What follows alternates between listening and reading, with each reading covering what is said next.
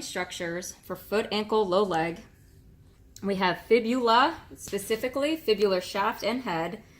We know that the lateral malleolus and the fibular head, that fibular shaft is going to run parallel to those two landmarks. Because of the muscle mass of the perineals, you may not feel the entire boniness of that fibula as you go from proximal to distal or distal to proximal, but you know that if you are in between these two main landmarks, that shaft will run between there. And we're just assessing for deformity, we're assessing for integrity, we're assessing for any tenderness that could be along that bone. Fibular head, I'm going to move your leg a little bit. Fibular head, if this is the knee joint line, fibular head on most individuals is going to be about a thumb's width underneath that knee joint line.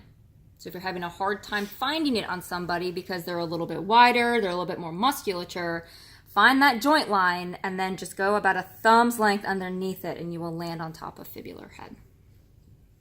Coming down to the bottom of the fibula, our lateral malleolus.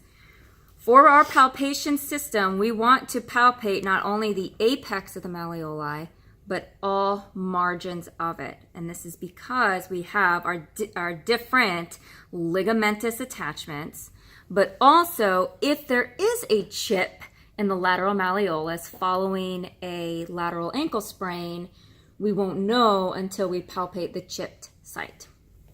Last but not least, and we did talk about it on anterior, but these structures show up again lateral. That is going to be the base of the fifth, where our perineals attach. It's also a common site of fracture. And our cuboid, and one way to find cuboid from this angle is if we ride down fifth metatarsal, we are on base of fifth. What you can do is actually just like drop off base of 5 and land on cuboid, because there is a little bit of a distance there because of the projection of base of fifth.